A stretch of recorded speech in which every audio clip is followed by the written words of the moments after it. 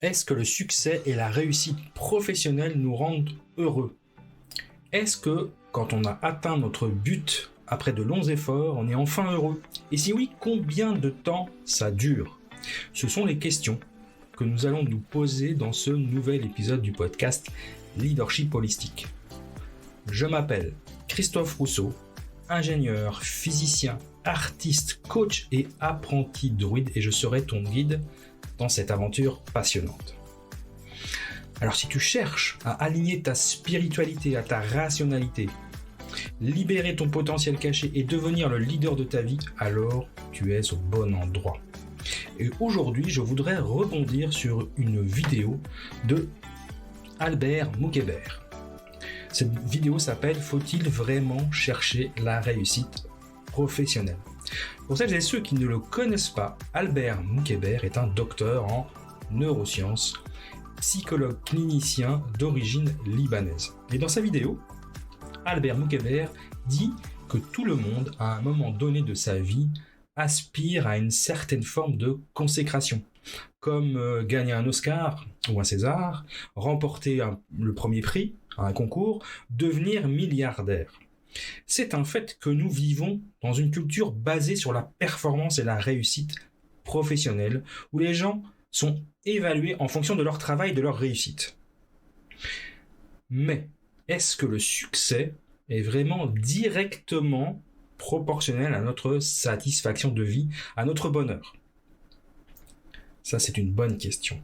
Souvent, on pense que notre satisfaction augmentera avec notre réussite, comme si la relation était linéaire, si c'était lié de manière proportionnelle. Mais les recherches en sciences cognitives suggèrent le contraire. Parfois, le succès est même ressenti comme une déception. Certains estiment qu'il y a une erreur dans notre estimation du succès. Tal Ben-Shahar, professeur à Harvard, appelle ce phénomène l'erreur de l'arrivée. On a une illusion qu'une fois notre but atteint, on va ressentir une émotion très forte et qui va durer tout le temps et qu'on sera heureux. Alors que quand on regarde dans les faits, peut-être que je vais avoir une sorte de boost de bonheur quand j'arrive à un but, quand j'ai un succès, mais c'est quelque chose qui est très réduit dans le temps. Finalement, c'est très éphémère. Du coup, ce piège d'imaginer que nos états émotionnels durent longtemps quand on arrive à un but s'appelle le biais de durabilité. Ça a été étudié notamment par exemple avec les athlètes.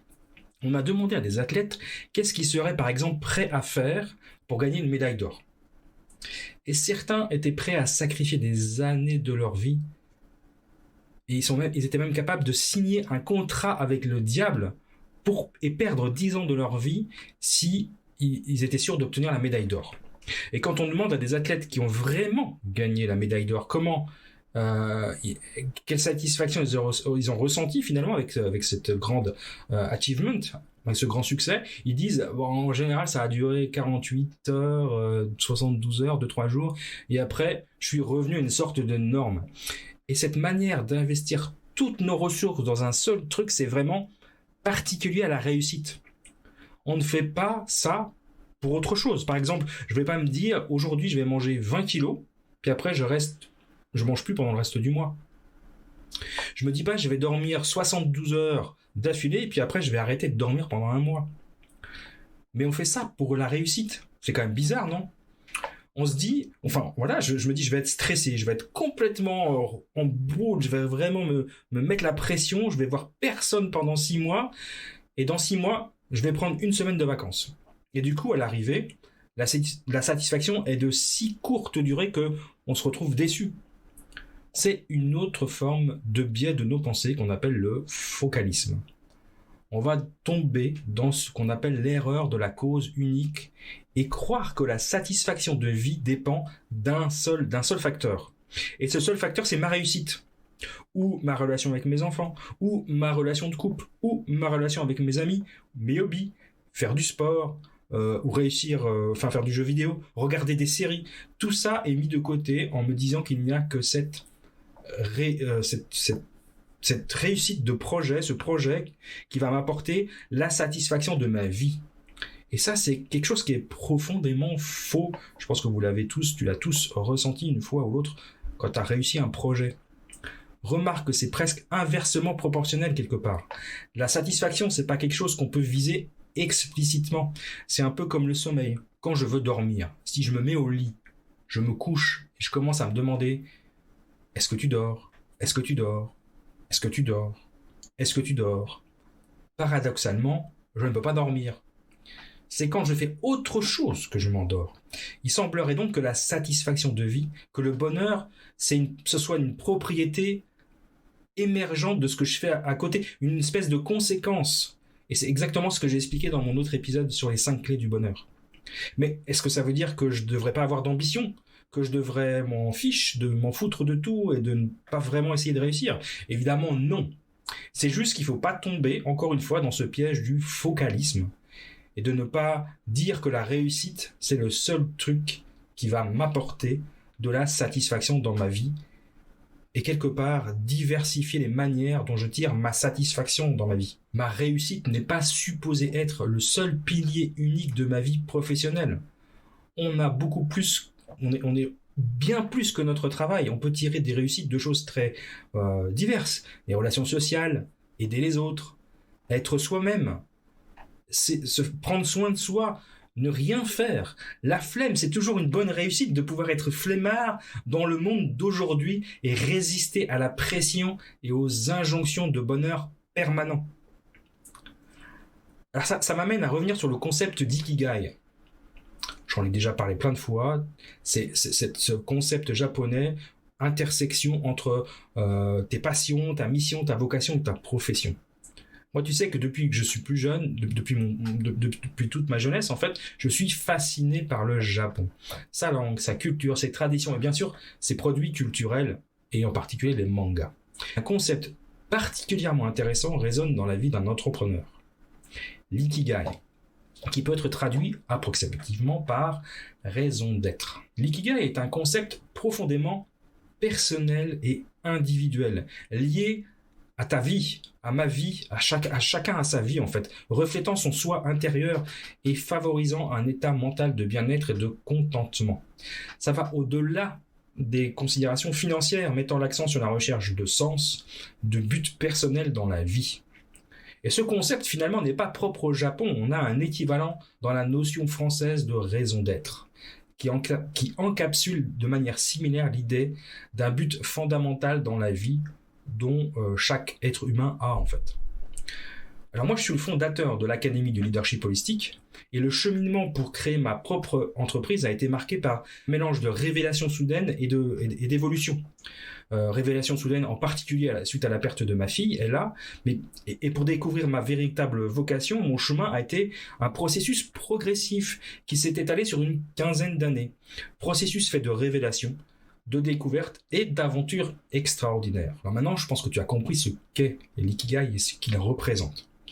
C'est ta raison d'être. C'est ce qui te motive à te lever chaque matin avec enthousiasme, avec joie, et de te réjouir d'être lundi matin parce que tu sais que tu fais quelque chose qui va te faire du bien tout au long de la semaine. Mais voici où les choses deviennent intéressantes.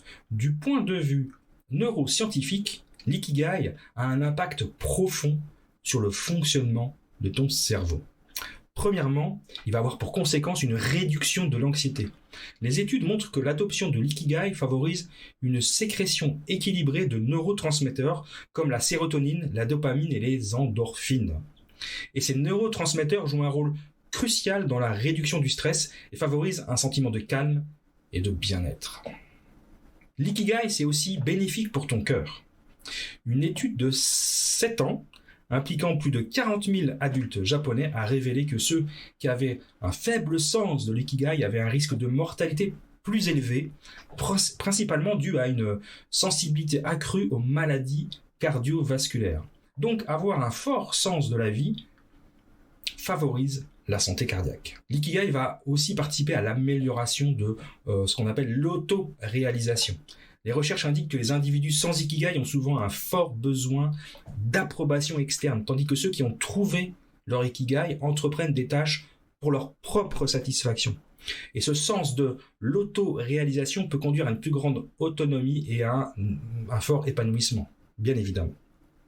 Ensuite, l'ikigai, il va participer à la construction de ta résilience.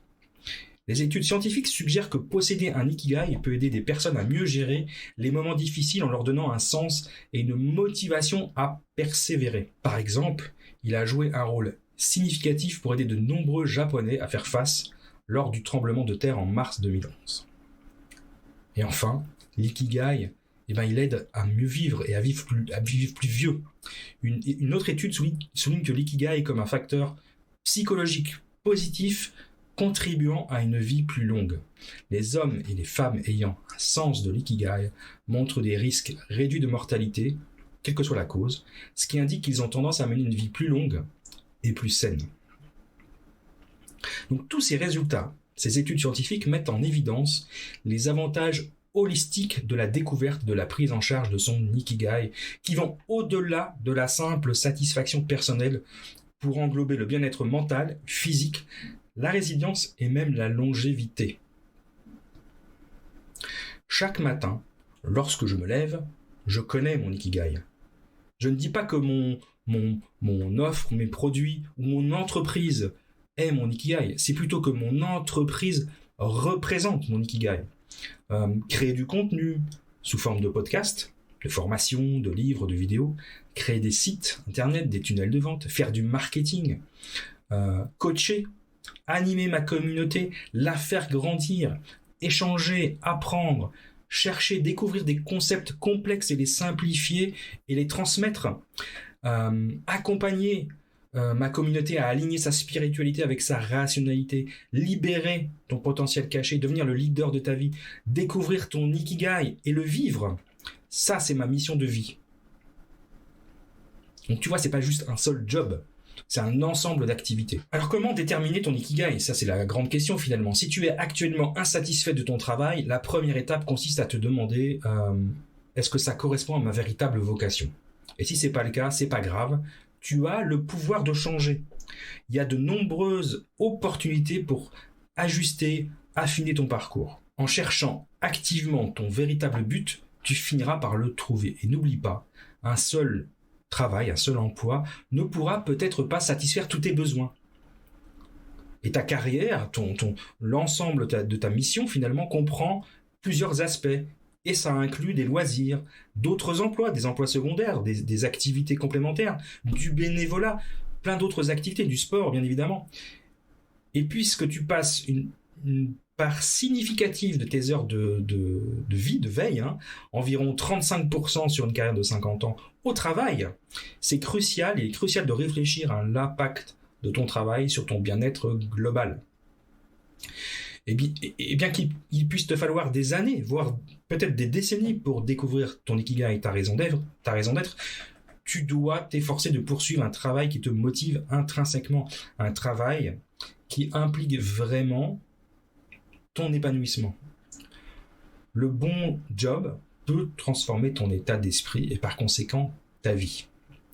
Alors poursuis cet objectif avec une détermination inébranlable. Et je te promets qu'une fois que tu auras découvert ton ikigai, tu prendras conscience de la véritable valeur de ton temps. Et pour ça, je t'invite à découvrir mon livre, Le Grand Voyage vers l'ikigai.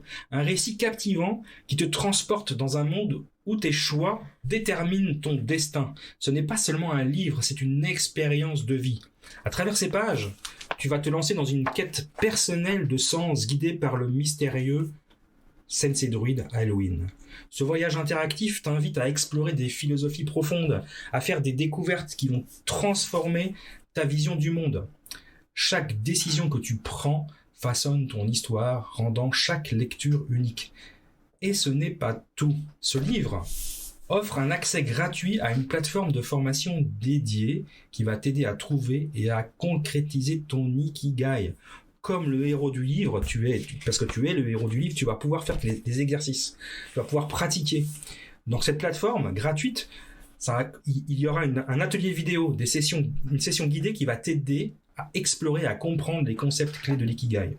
Il y a les exercices pratiques dont je te parlais tout à l'heure, les exercices pratiques que fait le héros avec le sensei druide. Tu vas pouvoir les faire de manière interactive pour appliquer les enseignements du livre dans ton quotidien.